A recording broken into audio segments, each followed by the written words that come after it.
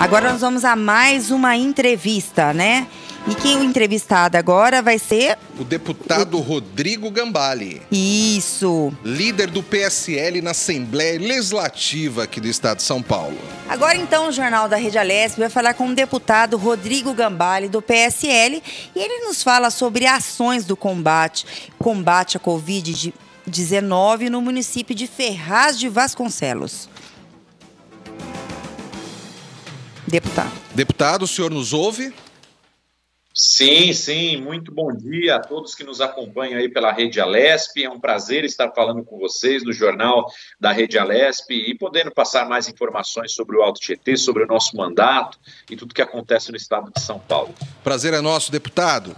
O senhor é de Ferraz de Vasconcelos, né, município aqui do estado de São Paulo, localizado na região do Alto Tietê. Qual o raio-x que o senhor faz da atual situação na região dentro desse contexto de pandemia, deputado? Bom, a gente tem nas regiões metropolitanas os maiores problemas, né, devido à concentração de densidade demográfica, à quantidade de pessoas que habitam em poucos metros quadrados de área territorial, e isso faz, claro, que o contato seja mais eminente entre as pessoas e a chance de contaminação aumente muito mais, né? A gente conseguiu um grande trabalho aqui, principalmente para Ferraz de Vasconcelos e o Alto Tietê, onde o Hospital Regional da cidade de Ferraz não receberia respiradores e não seria referência no Covid. Mas, infelizmente, as pessoas, quando elas ficam doentes, elas acabam correndo para o hospital mais próximo, elas não utilizam posto de saúde, estão habituados a procurar hospitais. Mesmo que o hospital regional de Guaianazes, né, ele seria o referência Covid aqui para o Alto Tietê, a população daqui do entorno está habituada a procurar o regional de Ferraz de Vasconcelos. Juntamente com a Secretaria de Saúde do Estado, a gente numa luta, batalhando pela vinda de respiradores para o regional de Ferraz, nós conseguimos 28 novos respiradores. São, então, 16 UTIs individuais no 6º andar do hospital e mais 8 respiradores, mais 12 respiradores dentro da ala de observação e emergência. Um total de 28 respiradores para o hospital regional, e isso tem feito com que a gente conseguisse dar um bom atendimento a toda a demanda Covid que tem sido procurada aqui do Alto Tietê. A Prefeitura de Ferraz de Vasconcelos também organizou um hospital de campanha com mais de 50 leitos, entre leitos de observação, cadeiras, poltronas e, se eu não me engano, 10 UTIs, e isso fez com que a gente conseguisse um maior controle, ou pelo menos ter uma condição melhor de atender a população que passa uma dificuldade tão grande, a população mundial, né? Mas aqui, principalmente da região, que passa uma dificuldade tão grande em busca de atendimento devido a problemas respiratórios acometidos pelo Covid-19. Deputado, bom dia. Quem está falando é Lilian. Obrigada mais uma vez por o senhor ter aceito, né, o convite de participar aqui, porque o trabalho de vocês vindo mostrando aqui no jornal é muito importante para a população, tá vendo que vocês estão trabalhando em pró aos seus eleitores, né? O senhor, não tenho dúvida que durante a pandemia o senhor tem feito um grande trabalho na região do Alto do Tietê, principalmente na saúde, né? E, inclusive, tudo isso que o senhor falou agora, das conquistas que conseguiu para essa região, o senhor também conseguiu, queria que o senhor falasse um pouco também, da ativação da ala pediátrica do hospital, que até então estava desativado. O senhor poderia estar falando, dando esse cenário, sobre mais essa conquista? O hospital regional, a gente falava que era um elefante branco, porque, infelizmente, ele funcionava com menos de 40% da sua capacidade. É impossível que um hospital que teve um investimento de praticamente 100 milhões de reais tinha 2 andares paralisados na sua infraestrutura. São 9 andares.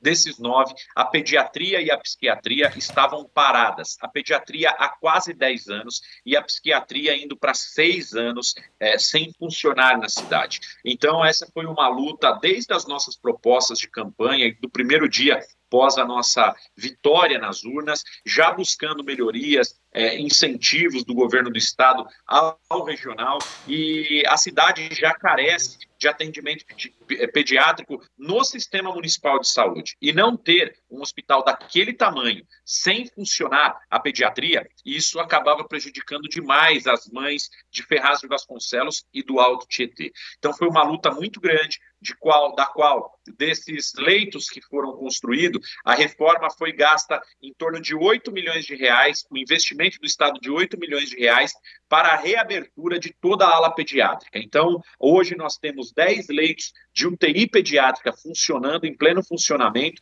Estamos inaugurando 25 leitos nesse mês agora que segue, da enfermaria pediátrica, e inauguramos mais 8 leitos da área de observação e área de emergência. Então, é um total de 43 leitos, uma das maiores estruturas do Alto Tietê, agora em pleno funcionamento. E a ala psiquiátrica recebendo 10 unidades, né? 10 quartos, vamos dizer assim, que ele é um isolamento total, né? São leitos individuais para os doentes psiquiátricos, porque até hoje, eles precisavam ficar misturando os homens, mulheres e doentes psiquiátricos. Isso é uma falta de segurança, uma falta de percepção de saúde pública que estava acontecendo lá por esse abandono da estrutura. Mas agora já tem sido uma realidade, o projeto tem se encaminhado, as obras estão na sua finalização, e eu tenho certeza que esses 10 leitos abertos da psiquiatria farão e serão de muita valia para o atendimento, colaborar muito pela demanda psiquiátrica do Alto Tietê. O deputado, o senhor foi autor do projeto 203 de 2020, que esse projeto tinha a intenção de dar, das escolas desse um desconto de 30%, né, na mensalidade durante esse período de pandemia. E esse projeto de lei não foi incluído, né, no famoso projetão aqui da Assembleia, que eram diferentes projetos, né, todos se uniram, né, para enfrentamento do Covid-19.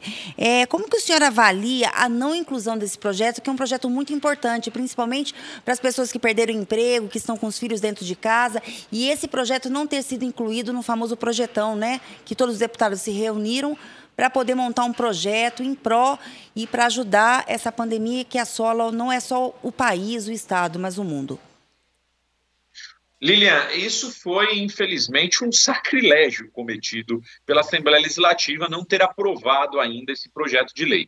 O projeto de resolução que a Assembleia aprovou, que seria um catado de ideias de todos os deputados, da qual aqueles que tinham jurisprudência puderam ser inseridos e aprovados nesse projeto Covid, que a gente chamou, né, esse projetão da Assembleia, não ter colocado essa redução de mensalidades só veio a prejudicar muito o nosso Estado e a população. Para quem tem na renda familiar o custo da educação pública, da educação pública não, o custo da educação privada, ela sabe que o maior gasto do orçamento dela, dos seus rendimentos, é baseado na educação. Ninguém tem dúvidas sobre isso. E com a paralisação das escolas, ainda não se pode definir quando será a retomada do ano letivo. Então, algumas escolas procuraram o método EAD e outras simplesmente não fizeram nenhum investimento e ficaram paralisadas. Dizendo o seguinte: quando retomarmos as aulas, aí nós fazemos a reposição desse período. E se não retomar esse ano? Quando vai ter prazo para reposição? É impossível. O Estado pecou e falhou nisso, em não criar uma lei, pelo menos, de adequação, que as escolas adaptassem o sistema EAD ou que tivesse uma metodologia onde todas fizessem a reposição das aulas. Por exemplo, quando foi feita a contratação do curso presencial, a relação de consumo houve na contratação do modo presencial. Quando você passa a dar esse curso a EAD, você está rompendo uma relação de consumo. E isso cabe ações. Então, para que não houvessem situações como essa, de muita reincidência e acabar causando uma grande evasão escolar, a gente utilizou esse projeto para fazer um desconto linear de 30% dos alunos, da mensalidade dos alunos. Os pais de alunos, os alunos, eles fizeram uma movimentação muito grande, mas com muita tristeza, esse projeto não foi incluso. Ele tem sim jurisprudência, nós verificamos a constitucionalidade dele e poderia ter sido adequado. Infelizmente, o governo não deixou com que ele fizesse parte desse projeto do Covid e nós acabamos deixando ele de fora. Agora, eu quero saber, um aluno de medicina que paga mais de 10 mil reais por mês da sua mensalidade, como é que ele vai repor essas aulas? Se ele teve os seus rendimentos prejudicados devido ao Covid, como ele consegue continuar pagando um valor de mensalidade como esse? Ou os valores de mensalidades hoje, em qualquer escola privada, passam dos 300, 400, 500 reais. Isso é mais do que meio salário mínimo. A gente tem uma dificuldade muito grande dentro dessa área. E foi uma pena o sistema educativo, principalmente, ter se unido para discutir uma pauta como essa. A gente sentiu muitas reclamações, porque falava, olha, mas procure a escola, eu incentivei muito, procure a rede de ensino, procure a escola da qual você estuda para negociar desconto. Eles simplesmente reduziram em muito a capacidade de atendimento das secretarias e da ala administrativa e financeira e acabaram não dando suporte ou, na grande maioria, nem abriu discussão para isso. Então, foi um projeto que me entristeceu muito de não receber a aprovação e muito menos, até agora, a apreciação da Assembleia Legislativa. Não foi só o senhor que entristeceu, né? Acho que acredito que foi a população, como o senhor mesmo explanou agora, essa situação em que nós estamos vivendo, esses 30% seria o justo, né? Para os pais que possuem aluno na escola, para as pessoas que estão em universidade. Não foi só o senhor, não, acho que foi a população. Deputado... Ô, Lilian, só para ter uma ideia, não é nem questão de justiça, mas de equalização da relação de consumo. Por exemplo, eu não sei se você tem filho na faixa aí dos 7 a 12, 13 anos, mas caso tenha, ou para quem está nos acompanhando agora, tenha filho em casa, e esse filho, a escola que você já paga uma mensalidade, adotou o sistema EAD. E os pais continuaram trabalhando, não estavam fazendo home office, mas estavam trabalhando de forma presencial. Eu lhe pergunto, como é que esses filhos ficariam em casa sozinhos?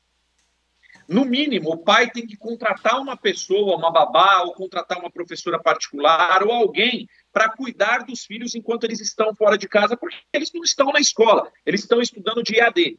E aí você vai contratar uma pessoa, vai aumentar o seu gasto, o seu custo familiar, os seus rendimentos vão diminuir devido a essa contratação, e ainda você está correndo o risco de levar alguém para a tua casa que possa estar contaminada com o coronavírus.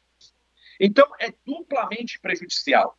As escolas não pensaram nisso, porque se houvesse um pensamento, eu conversei com alguns representantes, o diálogo não continuou. Se houvesse uma discussão dentro dessa pauta, eles veriam um lado da população, que acabou sendo o lado mais fraco. Muitos falaram o seguinte, mas tem muita gente que não precisa do desconto.